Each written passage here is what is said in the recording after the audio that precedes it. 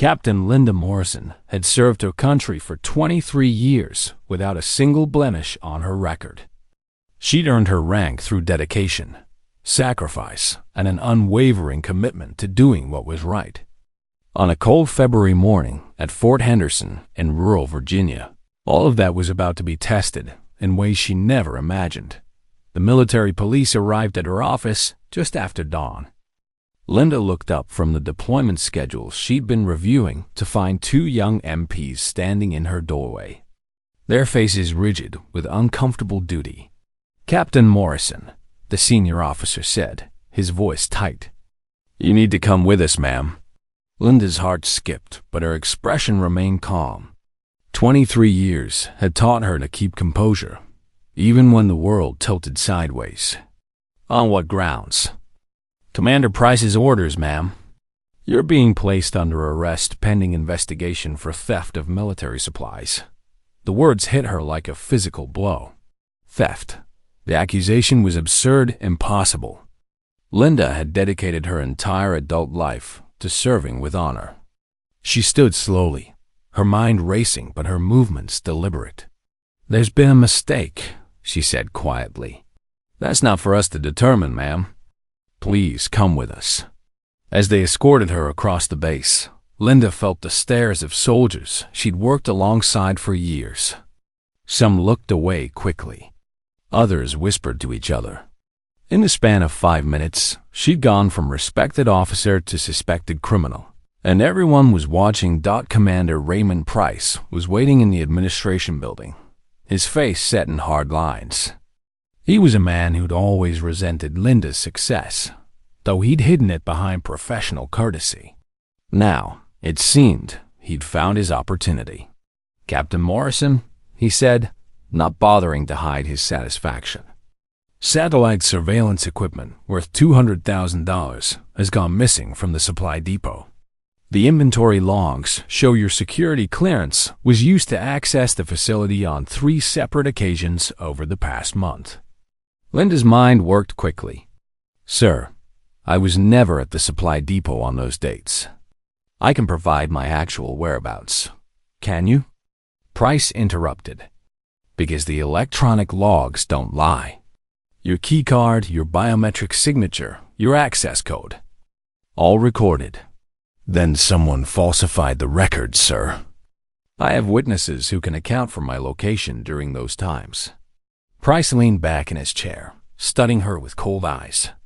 "Or perhaps you had help. An accomplice who moved the equipment while you created the paper trail." It was a trap, Linda realized. Someone had gone to considerable trouble to frame her, and Price was all too eager to believe the worst. She thought of her daughter, Emily, a senior at Virginia Tech, and her aging mother in the small town of Meadowbrook, just 20 miles from the base.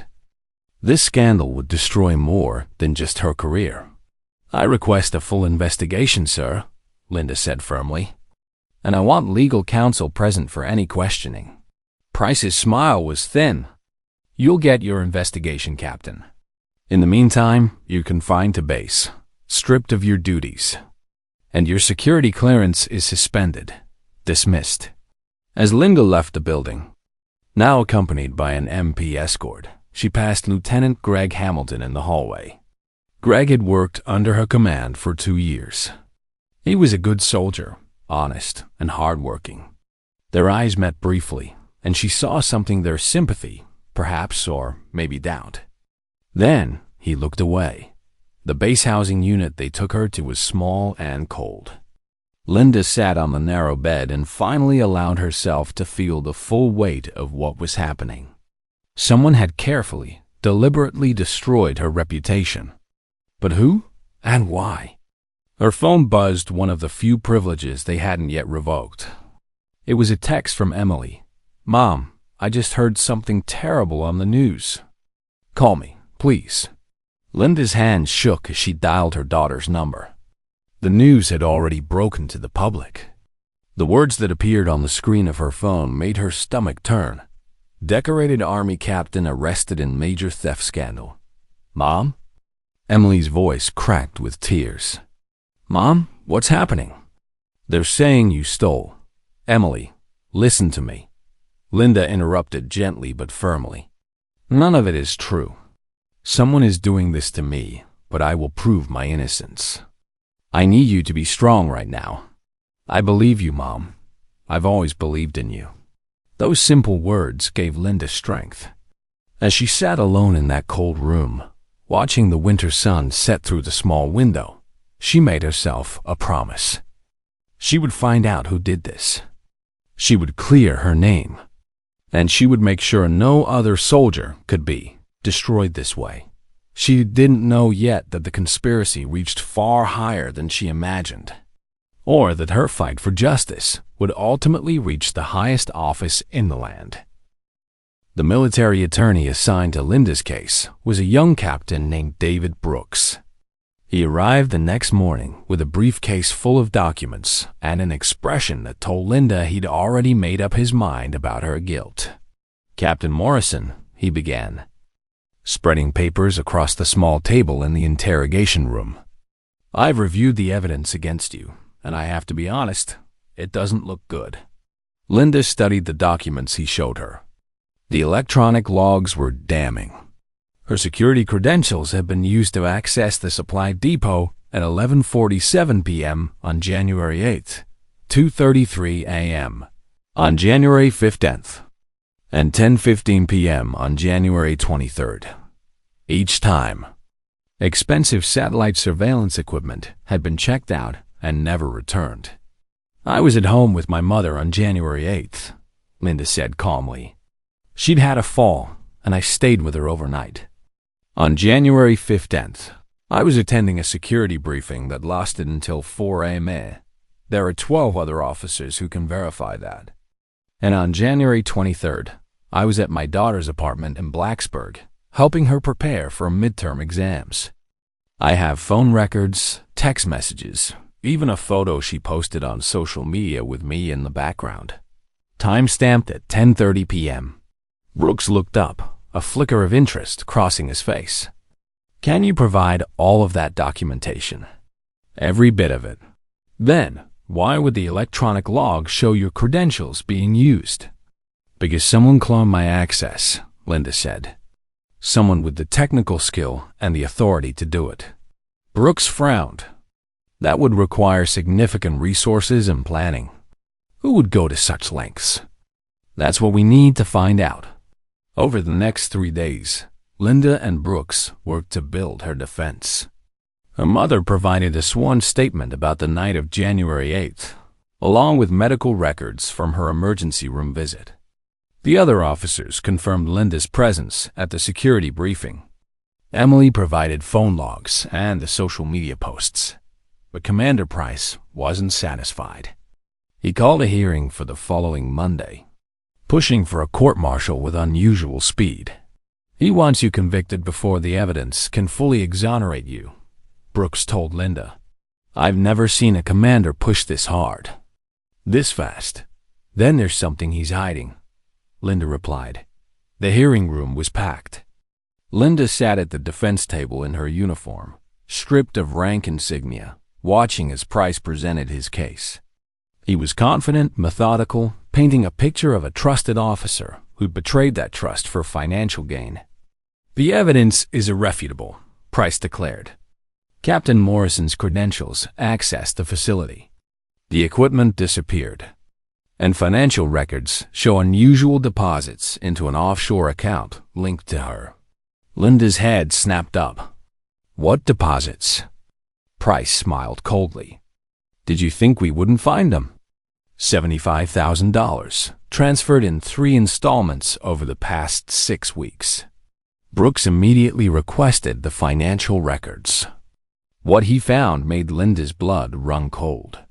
Someone had created an offshore account in her name, complete with forged documentation. The person framing her hadn't just stolen her access credentials. They'd created an entire false financial trail. "This is sophisticated," Brooks muttered, studying the papers. "This is the work of someone with serious technical expertise and resources." During a brief recess, Linda stood in the hallway, feeling the weight of isolation. Other soldiers passed by without meeting her eyes. She'd gone from respected captain to pariah in less than a week. Then she noticed Lieutenant Hamilton lingering near the water fountain, glancing her way nervously. When their eyes met, he moved closer, keeping his voice low. "Captain Morrison, I think I know something." Linda's pulse quickened. "What is it, Lieutenant?" 2 months ago, I saw someone in the commander's office late at night. I was working on reports and went to deliver them to his secretary's desk. The door was cracked, and I saw Commander Price with a civilian contractor, a man named Victor Chun. They were arguing about money and delivery schedules. "What kind of delivery schedules?" "I don't know, ma'am." But when they saw me, they stopped talking immediately. Price looked furious that I'd been there. The next day, he transferred me to a different unit. I didn't think much of it at the time, but after what's happened to you, ... This contractor, Victor Chun, did you recognize him? Hamilton shook his head. "No, ma'am. But I remember he had a security badge for Apex Technical Solutions. They're one of the civilian contractors that handles our electronic security systems." The pieces were starting to fall into place. Someone with access to the electronic security systems could easily clone credentials and falsify logs. And if Commander Price was involved with a contractor who had that capability, "Lieutenant, would you be willing to testify to what you saw?" Hamilton hesitated, fear evident in his young face. "Ma'am, if I go against Commander Price, my career is over." "If you don't, an innocent officer's career is over," Linda said quietly. "And whoever's really stealing from this base will continue doing it." Hamilton swallowed hard, then nodded. "I'll testify, Captain. It's the right thing to do." As the hearing resumed, Brooks requested a continuance to investigate new evidence. Price objected strenuously, but the presiding officer, Colonel Patricia Walsh, granted a 72-hour delay. That night, Linda received an anonymous phone call. The voice was distorted and mechanical. "Stop digging, Captain Morrison. Accept the plea deal they're going to offer you. If you keep pushing, your daughter might have an unfortunate accident." Linda's blood turned to ice. "If you touch my daughter..." The line went dead. She immediately called Emily, her hands shaking. "Baby, I need you to come to base tomorrow. Stay with me. Don't go anywhere alone. Mom, you're scaring me. What's going on? Just trust me, please." Linda sat in the dark, realizing that this was bigger than a simple theft. Someone was willing to threaten her family to protect their secret, and that meant she was getting close to the truth. Emily arrived at Fort Henderson the next morning, pale and frightened. Linda held her daughter tight, feeling the fierce protective instinct that had carried her through 2 decades of military service. "Mom, what's really happening?" Emily asked as they sat in the small housing unit. Linda told her everything: the theft accusation, the falsified records, the threats. Emily listened with growing anger. "This is insane," she said. "Can't you go to someone higher up? Above this Commander Price?" "I'm trying, sweetheart. But I need proof first. Right now, all I have is my word against documented evidence." Brooks arrived an hour later with news. "I did some digging into Apex Technical Solutions. The company was founded 3 years ago by Victor Chun, former military intelligence. They've secured over $20 million in government contracts for electronic security systems and military installations across the country." "20 million, Linda repeated. "That's a lot of money. And here's where it gets interesting. 6 months ago, the Inspector General's office began a quiet investigation into potential fraud in military contracting. Specifically, they were looking at inflated costs and equipment that was built but never delivered." Linda's mind raced. So Chun's company might be defrauding the government, and they needed a scapegoat if the investigation got too close. "That's my theory," Brooks said. "And if Commander Price is involved, either as an accomplice or because he was negligent in his oversight. He'd be highly motivated to make sure you take the fall. How do we prove it? Brooks hesitated. I've been thinking about that. The equipment that supposedly disappeared, satellite, surveillance systems, they're high-tech pieces that can't just vanish. They're trackable, at least in theory. If they were actually delivered to the base and then removed, there should be transportation records. Over the next 2 days, Linda and Brooks worked around the clock.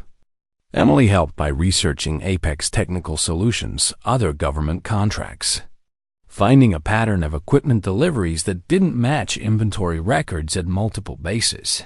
Meanwhile, Lieutenant Hamilton provided a detailed statement about what he'd witnessed between Price and Victor Chun.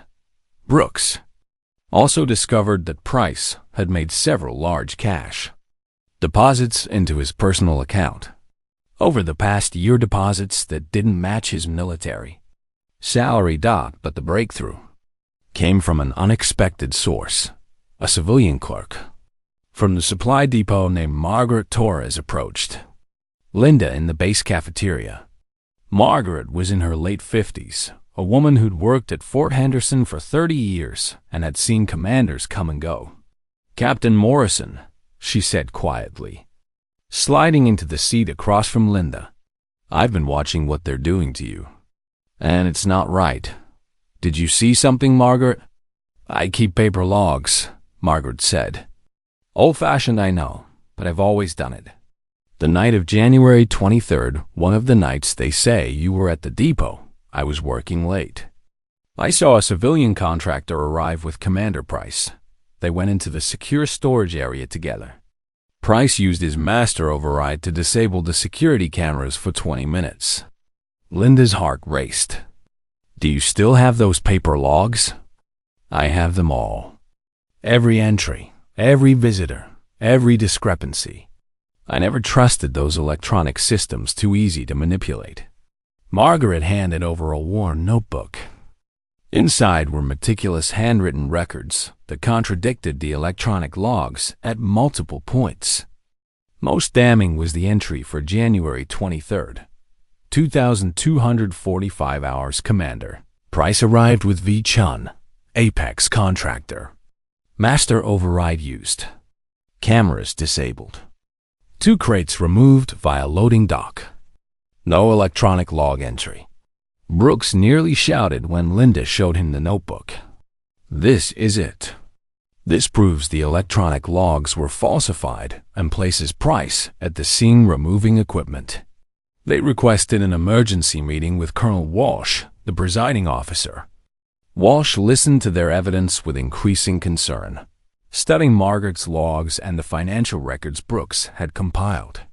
"This is serious," Walsh said. "If what you're suggesting is true, we're looking at a conspiracy involving a base commander and potentially multiple criminal violations. I'm requesting that you elevate this to the Inspector General's office," Linda said. "I'm requesting immediate protective custody for the witnesses. Someone already threatened my daughter." Walsh's expression hardened. "Threatened? Why wasn't I informed? I didn't know who I could trust, Colonel." Walsh made a decision. "I'm suspending the hearing and ordering Commander Price confined to base pending investigation. I'm also requesting immediate assistance from the Inspector General and the Criminal Investigation Division." But they'd underestimated how far Price would go to protect himself. That evening, as Linda and Emily returned to their housing unit, they found it had been ransacked. Files were scattered. Linda's laptop was gone, and spray-painted across the wall in red letters were the words, "Last warning." Linda pulled Emily close, feeling her daughter tremble. "It's going to be okay," she whispered, though her own heart was pounding. Security police swarmed the unit. Brooks arrived minutes later, his face grave. "Linda, Price is gone. He left the base 2 hours ago, and no one stopped him. Someone in the security office cleared his departure." "He's running," Linda said. "Or he's going after the evidence." "Margaret Torres, where is she?" They tried calling Margaret, but got no answer. Racing to her house in the nearby town of Meadowbrook, they found her sitting on her porch, calm but shaken, a shotgun across her lap. "2 men tried to break in an hour ago," Margaret said. "I convinced them to leave. Military police are on their way." Linda looked at this brave civilian who'd risked everything to tell the truth. "Thank you, Margaret. You may have just saved us all." But the danger wasn't over. Brooks received a call from Colonel Walsh. "Price isn't running. He's making a call to the Pentagon. He's got connections there, and he's trying to shut down the investigation before it can reach him. He's demanded your immediate court-martial, Captain Morrison, and he's got someone high up supporting him." Linda felt despair creeping in. Even with the evidence they'd gathered, Price still had the power and connections to destroy her.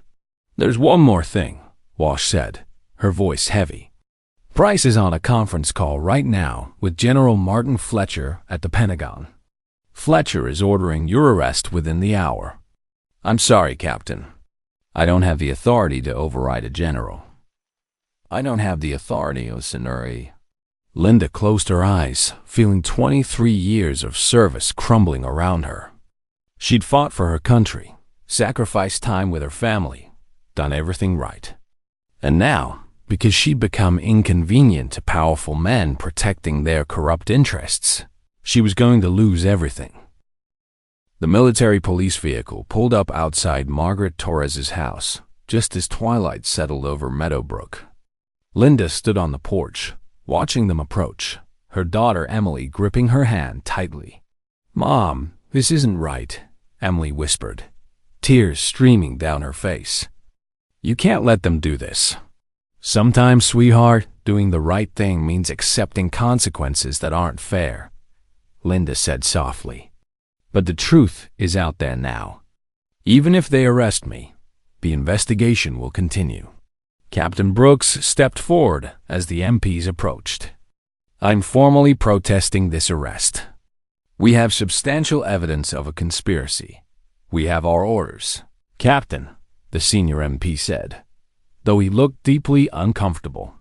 "They come from General Fletcher himself." Linda stepped forward, keeping her composure even as her heart broke. She'd prepared herself for many things in her military career: combat, sacrifice, even death.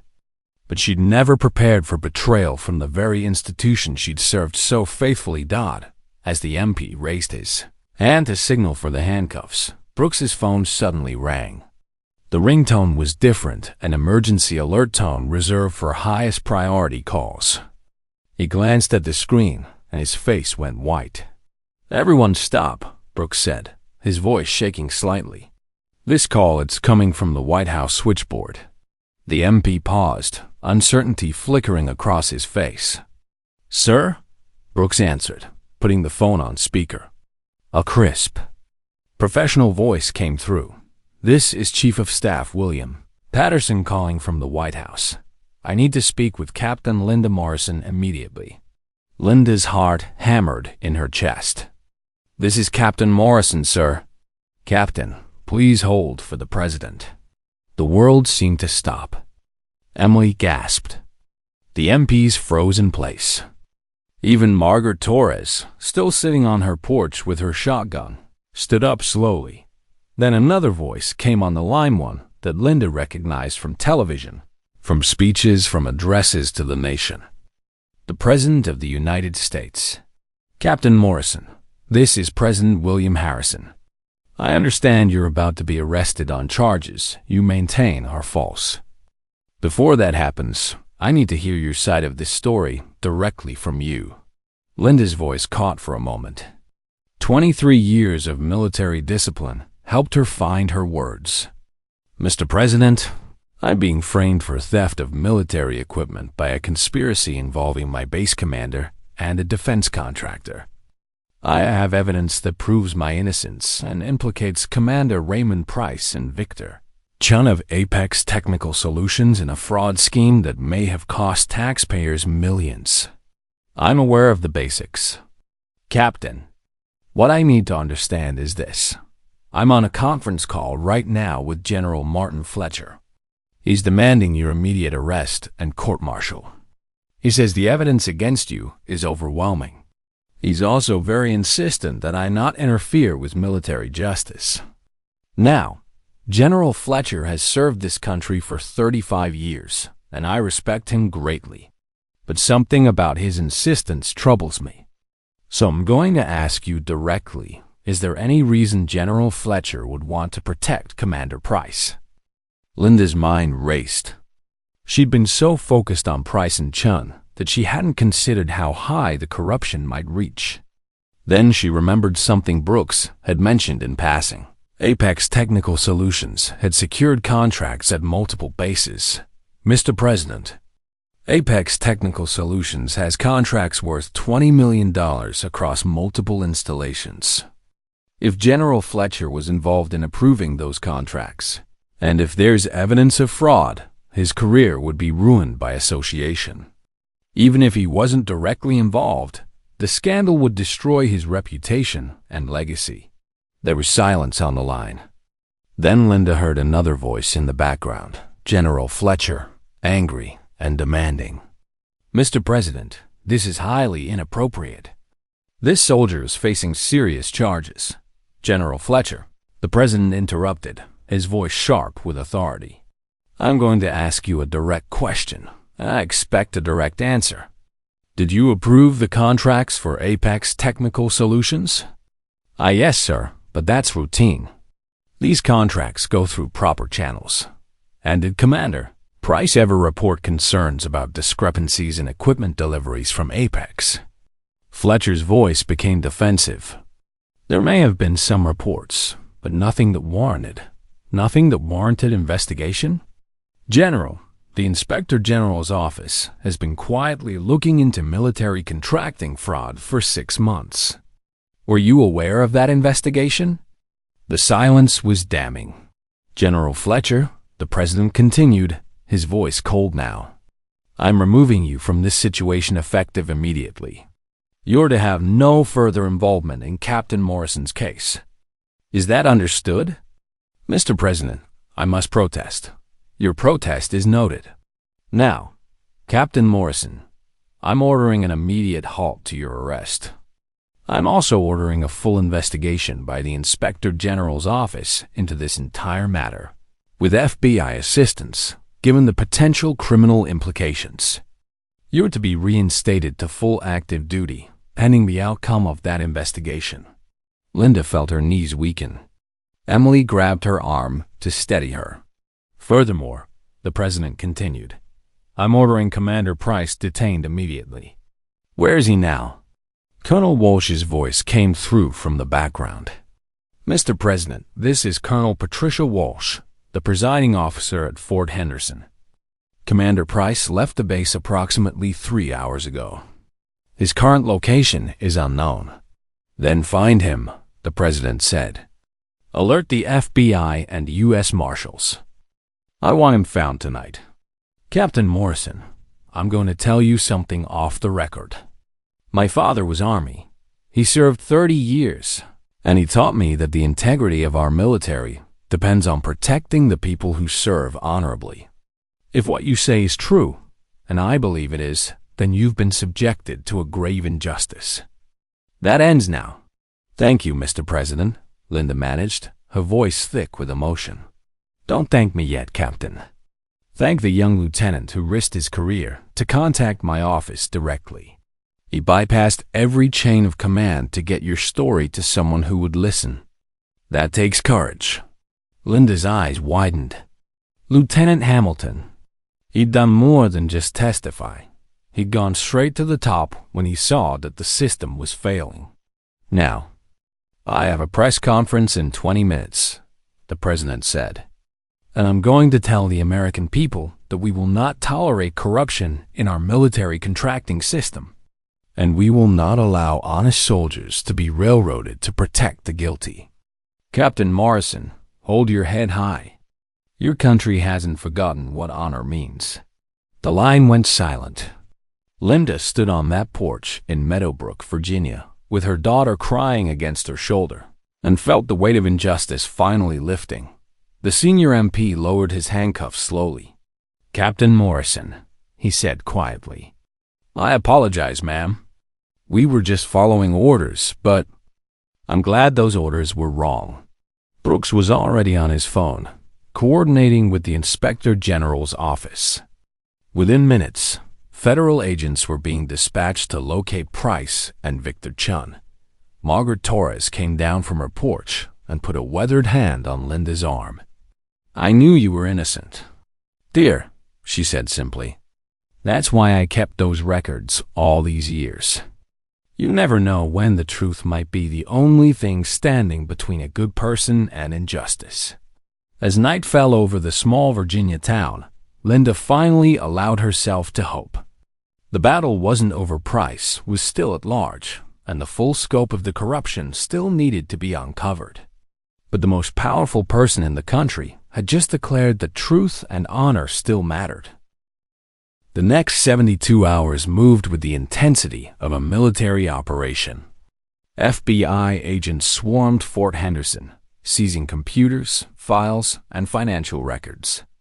The Inspector General's office set up a command center, coordinating with federal prosecutors to build their case.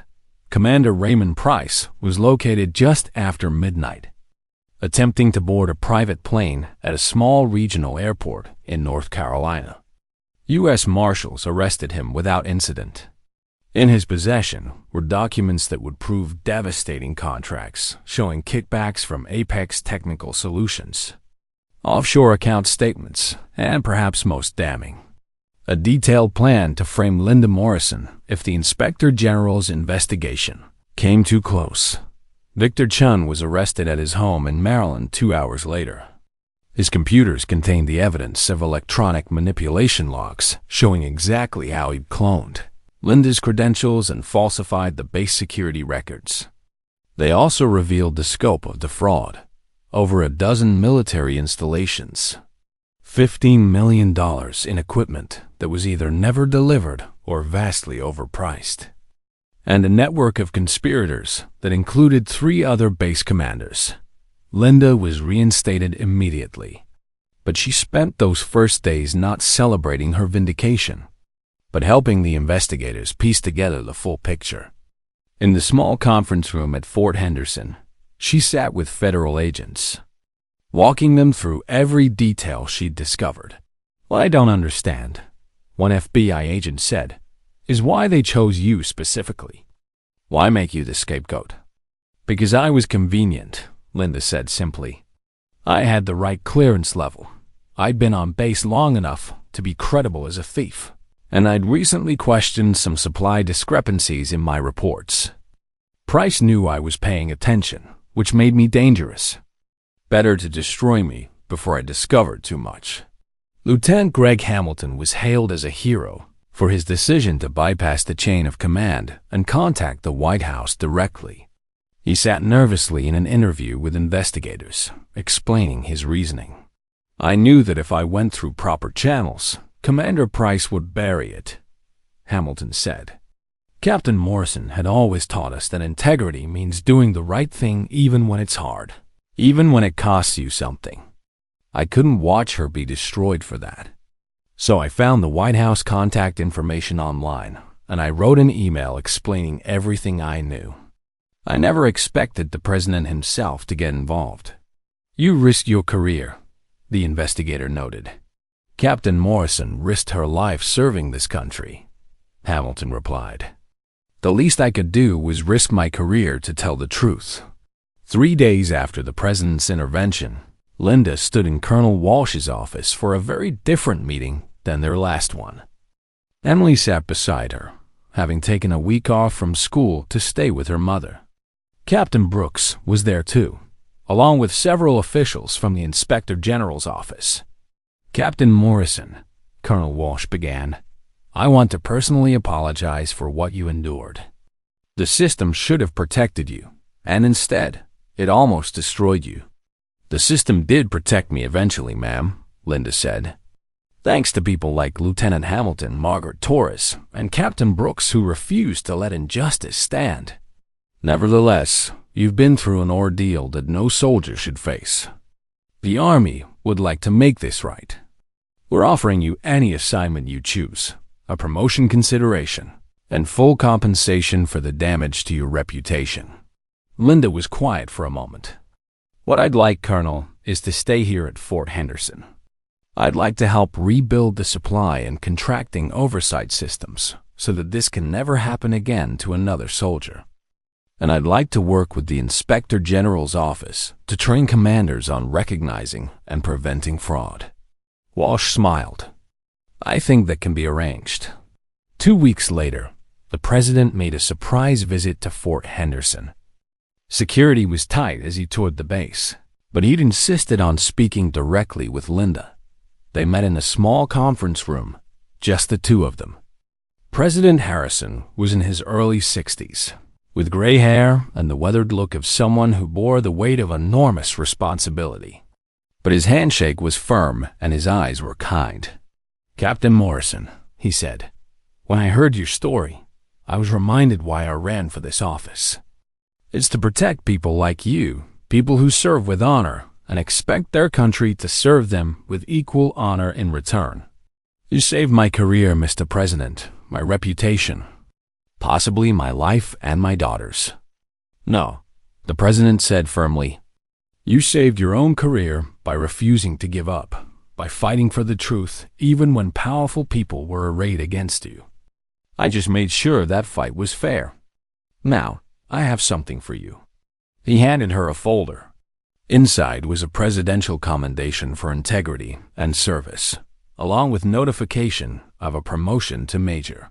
"This commendation will be part of your permanent record," the president said. "And I'm asking you to do something for me. I'm creating a special task force to investigate military contracting fraud across all branches of service.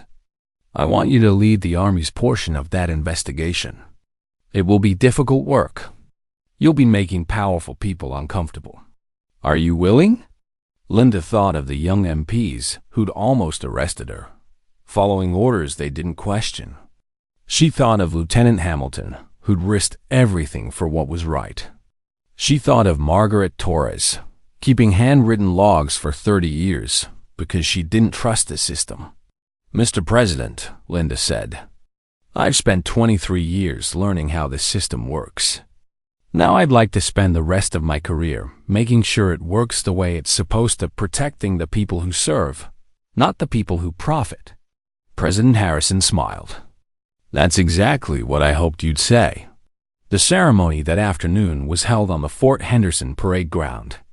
The entire base assembled in formation as Linda stood at attention, Emily and her elderly mother watching from the front row. Margaret Torres was there too, as an honored guest. As Colonel Walsh read the presidential commendation and pinned the gold oak leaves of a major onto Linda's uniform, the assembled soldiers rendered a salute. Among them was Lieutenant Hamilton, pride evident on his young face. "Major Linda Morrison," Walsh announced, "for distinguished service, unwavering integrity, and exceptional courage in the face of injustice. It is my honor to present this commendation and promotion." The applause was thunderous. But what moved Linda most was seeing her fellow soldiers, the same ones who'd looked away from her in shame just weeks before, now standing tall and celebrating her vindication. That evening, Linda sat on the porch of her base housing with Emily and her mother, watching the sun set over the Virginia hills. "Mom," Emily said softly, "when they arrested you, I was so scared. Not just that you'd go to prison, but that the world really was that unfair. That doing the right thing didn't matter." "The world can be unfair," Linda said, putting her arm around her daughter. "But it's filled with people like Lieutenant Hamilton and Margaret Torres who refuse to let injustice win. That's what matters. Not that bad things don't happen, but that good people keep fighting when they do." Linda's mother, who'd been quiet most of the evening, finally spoke. "I'm proud of you, Linda. Your father would be too. He always said that character is what you do when no one's watching and everyone's against you. I had plenty of people watching, Mama. and not everyone was against me. No, her mother agreed. You had people who believed in you. That's the real story here, isn't it? Not that you were wrongly accused, but that enough people cared about the truth to fight for it. In the following months, Linda's task force uncovered $300 million in military contracting fraud across 17 installations. 12 officers and 23 civilian contractors were indicted. The reforms they implemented changed how the military handled equipment procurement and oversight. Commander Raymond Price was convicted of conspiracy, fraud, and theft of government property. He received a 15-year sentence. Victor Chun received 20 years. General Fletcher, while not criminally charged, was forced into retirement, his reputation permanently tarnished by his failure to act on early warning signs of fraud. Lieutenant Hamilton was promoted and received his own commendation. Margaret Torres was honored by the Secretary of Defense for her meticulous record-keeping and courage. Captain Brooks was selected for promotion to major and assigned to the Judge Advocate General's office, where he specialized in defending soldiers facing unjust accusations. A year after that cold February morning when MPs had arrived at her office, Major Linda Morrison stood before a room full of new Army officers at their commissioning ceremony. She'd been asked to give the keynote address. When you put on this uniform, she told them, you're making a promise to serve with honor. But here's what they don't always tell you. Sometimes, honoring that promise means standing alone. Sometimes it means being accused, doubted, even abandoned. The question isn't whether you'll face injustice. If you serve long enough, you probably will. The question is, will you keep faith with your principles when everything and everyone seems to be against you? She paused, looking at the young faces before her. I'm here to tell you that it's worth it. Because somewhere in this room, or in the ranks you'll serve with, there's a Lieutenant Hamilton who will risk his career for you. There's a Margaret Torres who will keep the records that prove your innocence. There's a Captain Brooks who will fight when you can't fight for yourself. And somewhere, at the highest levels, there are people who still believe that honor matters. The uniform you wear doesn't make you honorable. Honor is what you bring to the uniform. It's what you do when following orders conflicts with doing what's right. It's how you treat the people who serve under you, and how you stand up for them when they're wronged. That's the real measure of a soldier. As the newly commissioned officers stood and raised their right hands to take their oath, Linda thought about the journey that had brought her to this moment. She'd been broken down, falsely accused, threatened, and nearly destroyed.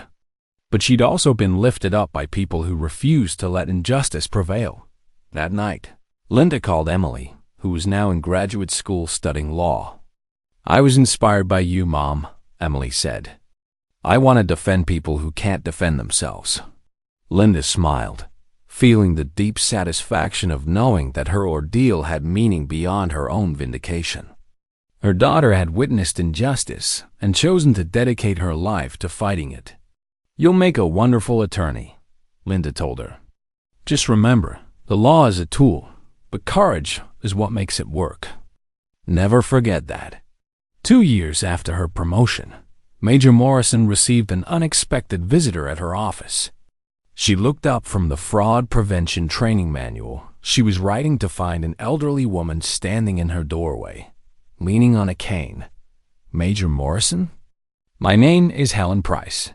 Linda's breath caught. The last name sent a chill through her. Are you Raymond Price's mother? The woman finished. May I come in?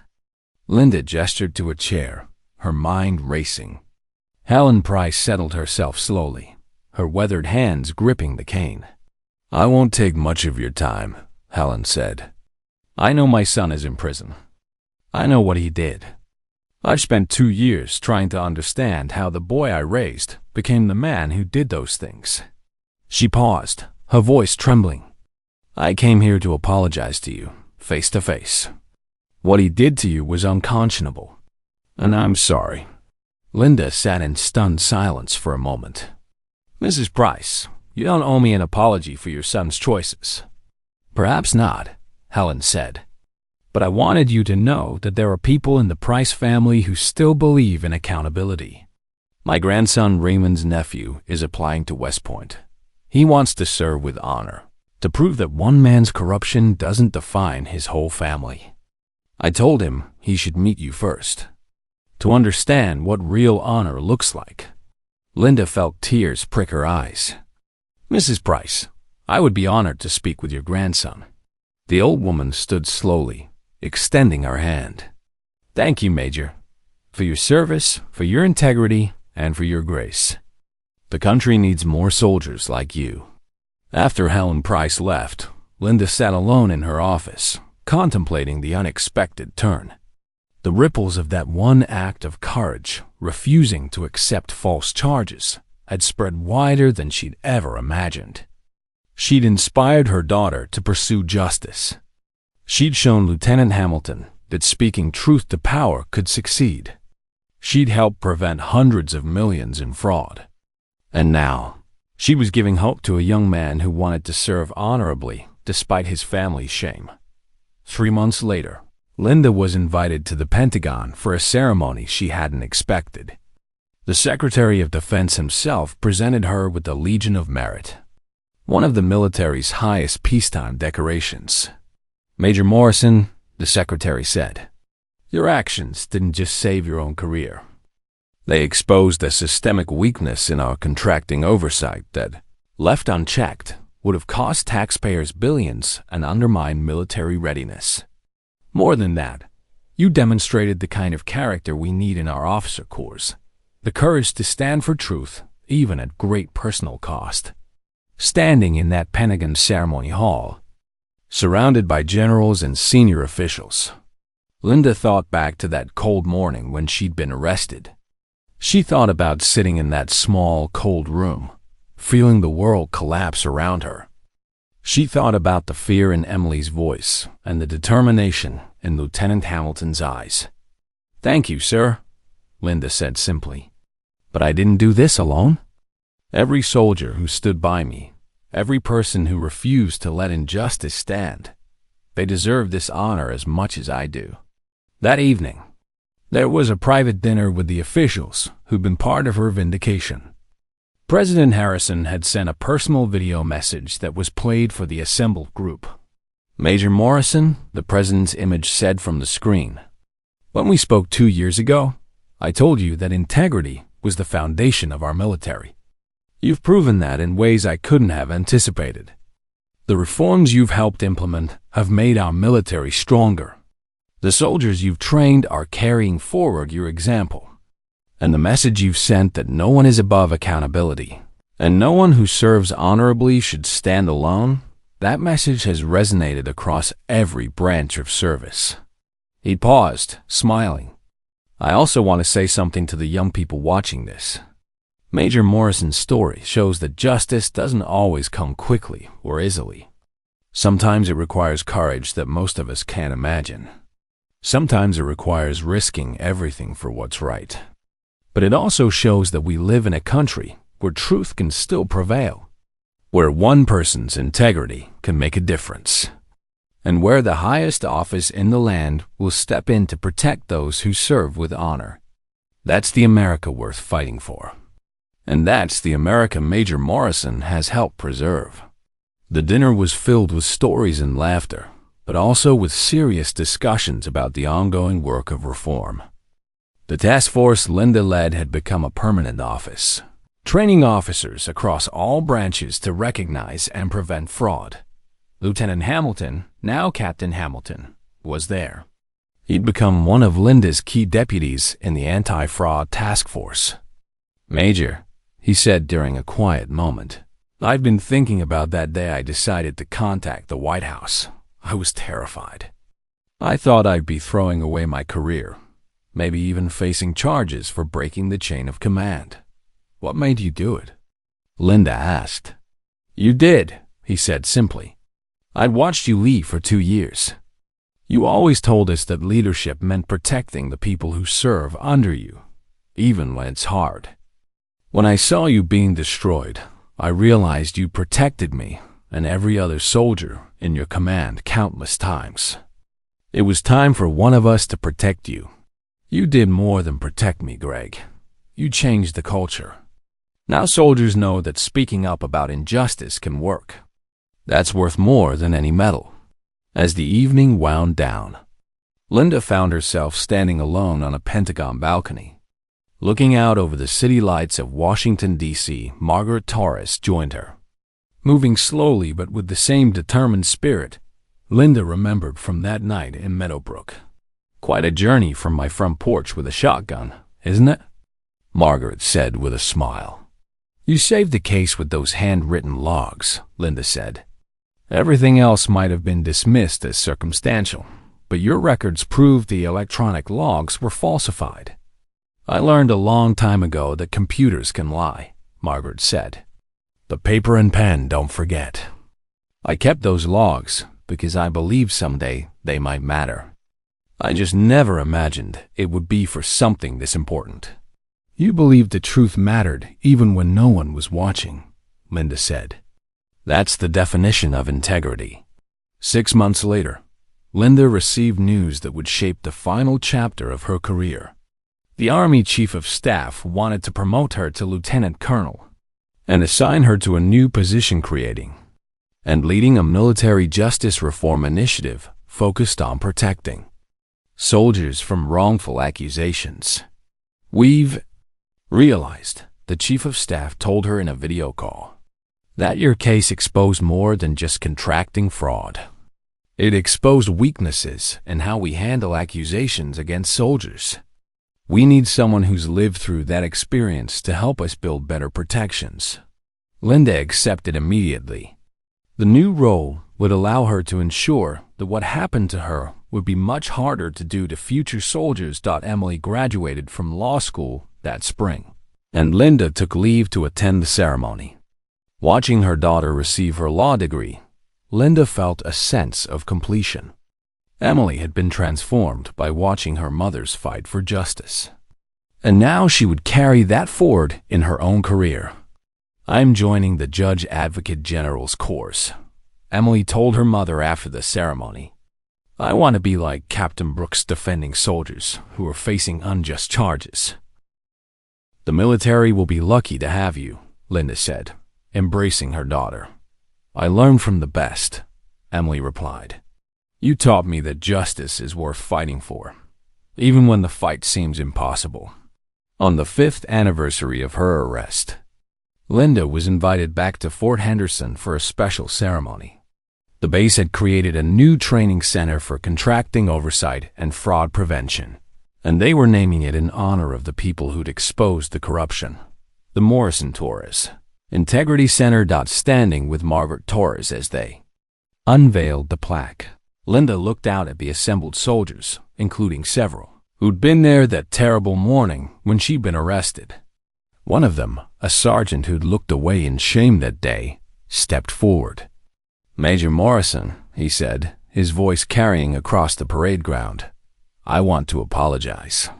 When they arrested you, I didn't speak up. I didn't ask questions. I just assumed you were guilty because someone with authority said so. I've regretted that every day since." Linda stepped down from the platform and walked to him. "Sergeant, you're not the only one who felt that way. But here's what matters. You learned from it. Every soldier here learned that we have to question injustice, even when it comes from our superiors. That's the lesson. That's what makes sure it doesn't happen again." The sergeant saluted sharply, tears in his eyes. "Yes, ma'am, it won't happen again. Not on my watch." That evening, Linda gave a lecture at the new center to a room full of young officers. She told them the complete story, from the morning of her arrest through the president's intervention to the reforms that followed. "Some of you are wondering if it was worth it," she said, reading the question in their faces. "Was it worth the fear, the shame, the threats to my family?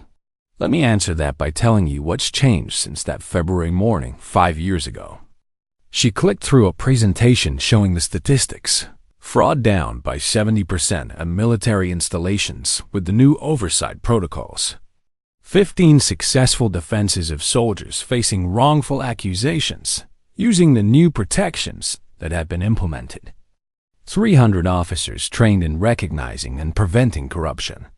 And perhaps most importantly, an 85% increase in soldiers reporting suspicious activity because they now believed their concerns would be taken seriously. Was it worth it? Linda repeated. Every time a soldier is protected from wrongful accusation, it's worth it.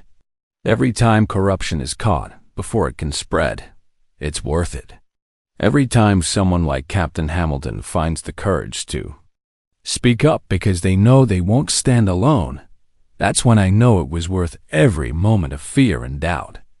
She paused, looking at each young face. But I'm going to tell you something that might surprise you. I don't consider myself a hero. The real heroes are the people who stood with me when standing with me meant risking their own careers. Lieutenant Hamilton, who bypassed the chain of command. Margaret Torres, who kept records no one asked for because she believed in accountability. Captain Brooks, who fought for a client everyone assumed was guilty. Even the president, who had every reason to stay out of it, but chose to intervene because it was right. That's what I want you to remember. You're never going to face injustice alone if you build a career on integrity. Because integrity attracts integrity. Honor attracts honor. When you live by those principles, you create a network of people who will stand with you when it matters most. As the lecture ended and the young officers filed out, one remained behind a young woman, probably in her mid-20s, with captain's bars on her uniform. Major Morrison, I need to tell you something, she said nervously. I'm Helen Price's granddaughter. Raymond Price's niece. I'm the one Mrs. Price told you about well. My brother is the one applying to West Point, but I'm already in. I changed my name legally so people wouldn't know. I've been terrified that someone would find out and judge me for his crimes. Linda studied the young woman's face, seeing the fear and determination there. What's your name, Captain? Sarah Mitchell, ma'am. That was my mother's maiden name. But I was born Sarah Price. Captain Mitchell, Linda said gently, you are not responsible for your uncle's choices. The question isn't where you came from. It's where you're going and who you choose to be. I want to be like you, ma'am, Sarah said, her voice breaking. I want to prove that honor isn't about family legacy. It's about personal choice. Then make that choice every day, Linda told her. And know that I'm proud to serve alongside you, regardless of your last name. 8 years after her arrest, Lieutenant Colonel Linda Morrison retired from active duty after 31 years of service. But retirement didn't mean the end of her mission. She'd been offered a position as a senior advisor to the Department of Defense's Inspector General, continuing her work on military justice reform. The retirement ceremony was held at Fort Henderson, bringing full circle the journey that had nearly destroyed her there. The base commander, Colonel Walsh, now a general, presided over the ceremony. Linda Morrison came to this base as a captain with an impeccable record, General Walsh said. She was betrayed by the system she'd served faithfully. But instead of becoming bitter, instead of walking away, she chose to fix that system so that others wouldn't suffer as she had. That's the mark of a true leader. Emily was there in her Army JAG Corps uniform, now a captain herself. She'd defended 12 soldiers facing wrongful accusations in her first 3 years, winning acquittals in 11 cases. The 12th had resulted in the charges being dropped when her investigation uncovered the real culprit. My mom taught me that justice delayed is justice denied, Emily said when asked to speak. But she also taught me that justice is always worth fighting for, no matter how long it takes or how hard the fight is. Every soldier I defend, with the same determination she showed when she was fighting for her own innocence. Lieutenant Colonel Hamilton Gregg had risen quickly through the ranks, spoke about the lasting impact of Linda's example. Major Morrison taught me that courage isn't about not being afraid. It's about doing what's right despite being afraid. When I contacted the White House that day, I was terrified. But I'd watched her face her fears with dignity and determination, and that gave me the courage to act. Margaret Torres, now in her late 60s, but still sharp as ever, received a standing ovation when she was introduced. "I'm just a clerk who kept good records," she said with characteristic modesty. But Linda Morrison showed me that ordinary people doing ordinary things with extraordinary integrity can change the world. The surprise guest was President Harrison himself, now in his second term.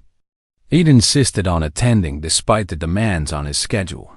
"Linda Morrison's story is an American story," the president said.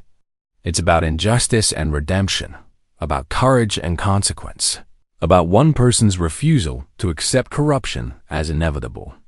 When I intervened in her case 8 years ago, I did it because I believed she deserved justice. What I didn't know was that by standing up for one soldier, we would end up reforming a system that protects all soldiers." He turned to Linda directly. "Colonel Morrison, you've given 31 years to this country. You've served with distinction in peacetime and through personal crisis. You've reformed our contracting system, improved our military justice procedures, and inspired a generation of officers to lead with integrity. But perhaps most importantly, you've reminded us all that in America, truth can still prevail over power, and honor still matters more than convenience. Thank you for your service." As the ceremony concluded and Linda's retirement became official, she stood before the assembled crowd, feeling not loss, but gratitude. She'd lost months to false accusations. She'd nearly lost her career, her reputation, and her family's safety. But in fighting back, she'd gained something far more valuable: the knowledge that integrity, even when tested to its breaking point, can not only survive, but transform the world around it. That evening, Linda hosted a dinner at her home, the same small house in Meadowbrook, where Margaret Torres had once sat on the porch with a shotgun, and where Linda had received the president's call that changed everything. Around the table sat Emily Hamilton Brooks, now a lieutenant colonel himself, Margaret, General Walsh, and Sarah Mitchell. "I want to propose a toast," Hamilton said, raising his glass.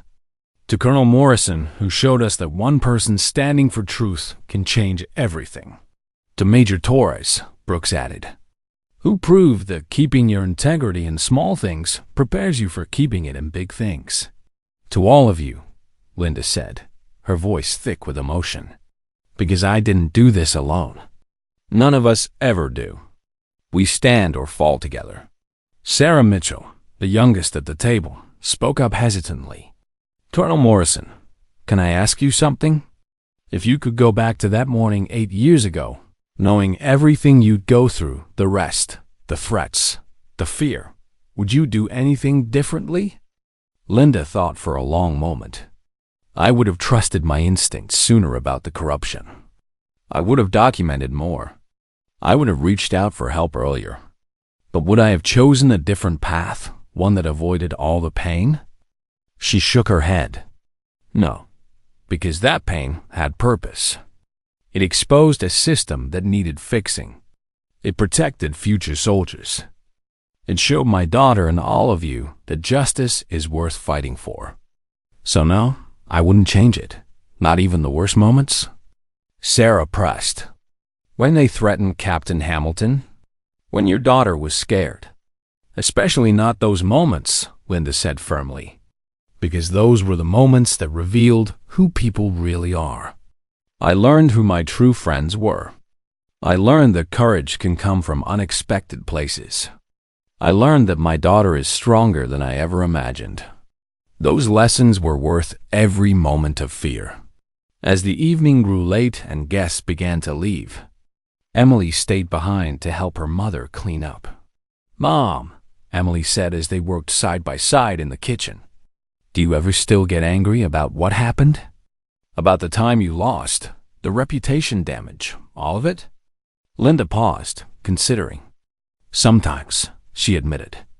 But then I think about what came from it. You're defending soldiers facing injustice. Hamilton is leading reforms across the army. Brooks is teaching military law with a real understanding of how the system can fail.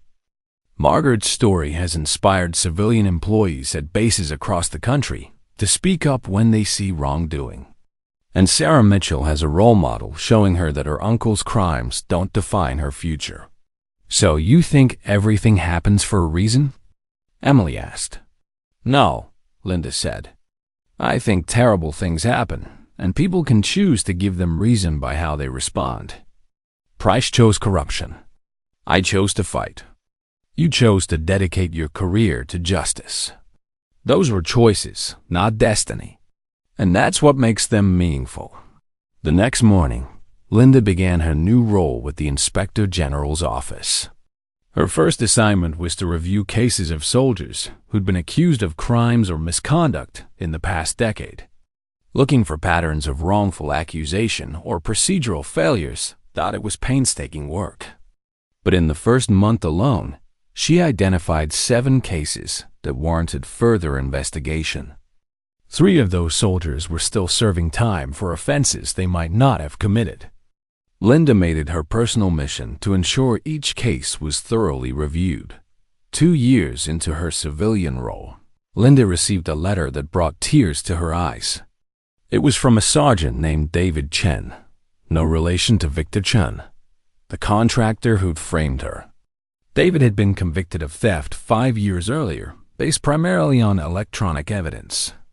Linda's review of his case had uncovered the same patterns she'd seen in her own falsified logs. Convenient timing, a rush to judgment.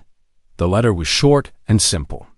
Colonel Morrison, they reopened my case based on your review. The charges were dropped. I've been reinstated with back pay.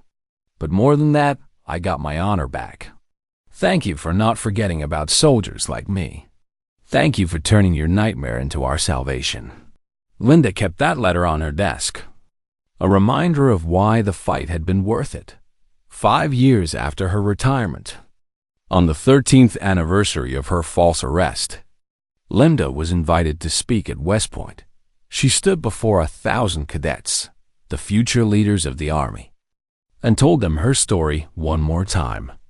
Some of you will face injustice in your careers, she said. Some of you will be wrongly accused, unfairly treated, or betrayed by people you trusted. When that happens, you'll have a choice. You can become bitter and walk away, or you can become better and change the system. She paused, looking out at the sea of young faces. I'm not going to lie to you, becoming better is harder. It costs more. It hurts more. But it matters more. Because every time you choose integrity over convenience, every time you stand up for what's right despite the cost, every time you refuse to let injustice win, you're not just changing your own story. You're changing the story for everyone who comes after you. A cadet in the front row raised her hand. Colonel Morrison, how did you keep faith when everything seemed lost? Linda smiled. I remembered why I'd put on the uniform in the first place. Not for praise or promotion or prestige. I did it because I believed in something bigger than myself. When you hold on to that, when you remember your why, the how becomes clearer. After the speech, a young man approached her nervously. Colonel Morrison? I'm James Price, Helen Price's grandson. Your speech. It's everything my grandmother told me about you. I was accepted to West Point because of you. Because you showed me what honor really looks like. Linda embraced the young man warmly. James, your grandmother is a remarkable woman. And you're going to be a remarkable officer. Not despite your uncle's crimes, but because you've learned from them what not to become. That night, Linda returned to her home in Meadowbrook, the same small Virginia town where this all began. She sat on her porch as twilight fell, thinking about the journey from that terrible February morning to this moment. Her phone buzzed with a message from Emily. Mom, we won another one today. Captain accused of negligence. Evidence was circumstantial. Defense showed reasonable doubt. Full acquittal. Another soldier going home to their family because you taught me to fight. I love you. Linda smiled, feeling the deep satisfaction of a life well lived. She hadn't asked for the trial she'd faced. She hadn't wanted to become a symbol of military justice reform. But she'd accepted the burden and carried it forward, transforming personal tragedy into systemic change. The sun set over the Virginia hills, painting the sky in shades of gold and purple. Linda thought of all the people who'd stood with her: Hamilton, Margaret, Brooks, Walsh, even the president himself. She thought of the soldiers who'd been saved from wrongful conviction because of the reforms she'd fought for. She thought of her daughter, carrying the torch forward in her own way. And she realized something profound. The commander who'd ordered her arrest had meant to destroy her. But in trying to break her, he'd simply revealed what she was made of. And in that revelation, she'd found not just vindication, but purpose. Justice had prevailed. Not because the system was perfect, but because imperfect people had chosen to make it better. That was the real story, not one person's triumph, but a community's commitment to truth. As darkness fell and stars began to appear, Linda Morrison, retired Army officer and champion of military justice reform, felt at peace. The fight had been worth it. Every moment of fear, every sacrifice, every tear, all of it had mattered. Because in the end, honor always matters. Truth always matters. And one person, standing firm in the face of injustice, can change the world. The end.